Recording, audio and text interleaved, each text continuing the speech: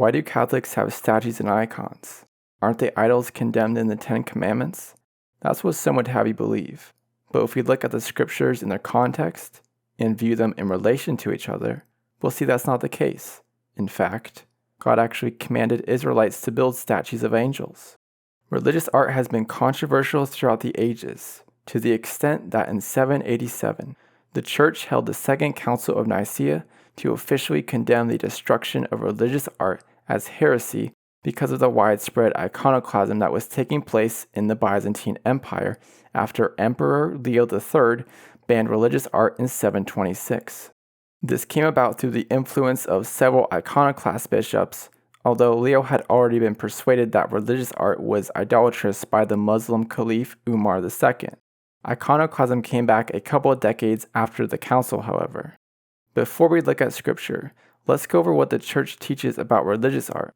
In paragraph 2132 of the Catechism, the Church states, "The Christian veneration of images is not contrary to the First Commandment, which prescribes idols. Indeed, the honor rendered to an image passes to its prototype, and whoever venerates an image venerates the person portrayed in it. The honor paid to sacred images is a respectful veneration, not the adoration due to God alone." And in paragraph 2113 it states, "Idolatry consists in divinizing what is not God."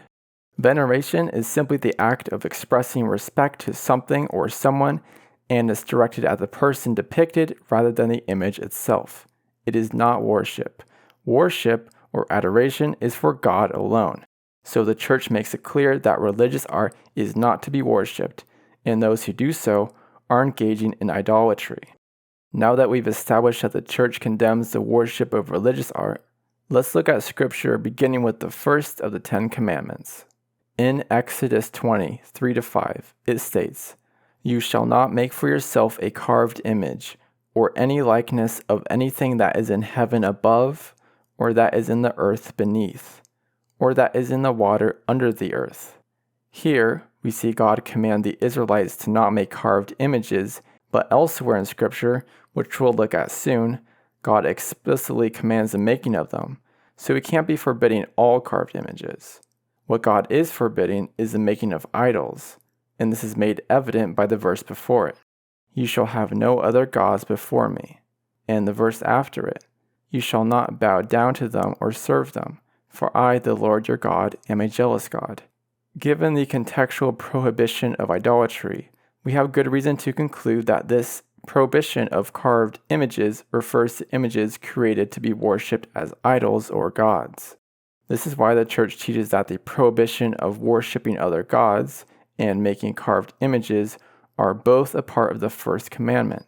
Other Christian traditions disagree on this, but it's important to know that the commandments aren't numbered or spaced out in the original scripture. Protestant Bibles are formatted to make it look like two commandments, since Protestants, aside from Lutherans, believe they're separate commandments. Furthermore, the Hebrew word that a carved image is translated from is pesel, which can also be translated as an idol, since that's what it is. The reason it's often translated as a carved or graven image is because the verb it's derived from means to hew. Some translations, such as the NASB, actually translate pesel as an idol rather than a carved image in this verse. Moreover, whenever pesel appears in Scripture, it's referring to idols like in Isaiah 45:20, which states, "They have no knowledge who carry about their wooden idols, and keep on praying to a God that cannot save." As mentioned earlier, God actually commanded Israelites to build statues. In Exodus 25:18-19, God said, "You shall make 2 cherubim of gold. Make them of hammered work at the ends of the atoning cover. Make 1 cherub at one end, and 1 cherub at the other end." God, speaking through Moses, told the Israelites to make 2 gold statues of angels to place on the cover of the Ark of the Covenant. Additionally, He told the Israelites to embroider images of angels in the tabernacle's curtains in Exodus 26:1. "You shall make the tabernacle with 10 curtains. You shall make them with cherubim skillfully worked into them." In Numbers 21:8-9, it states, "The Lord said to Moses, 'Make a fiery serpent and set it on a pole. and everyone who is bitten, when he sees it, shall live. So Moses made a bronze serpent and set it on a pole. God commanded Moses to make a snake to put on a pole, so Moses made a carved image as instructed by God, which would violate the First Commandment if it was a prohibition of all carved images rather than idols in particular.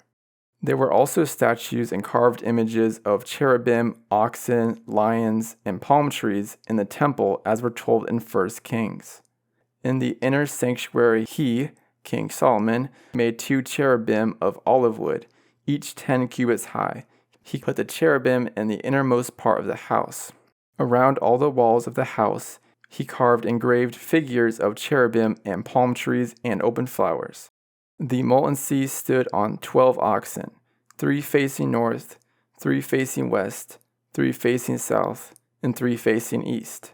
And on the surface of its stays and on its panels, he carved cherubim, lions, and palm trees, according to the space of each, with wreaths all around. Now, just because carved images are permitted doesn't mean that people and angels should be venerated. So here are examples in Scripture where we see permissible veneration of people and angels. To conclude, statues and icons aren't idols, so it's completely fine to have them, assuming you don't worship them. If you found this video informative, please consider sharing it with others and leaving a like since it helps this video reach more people.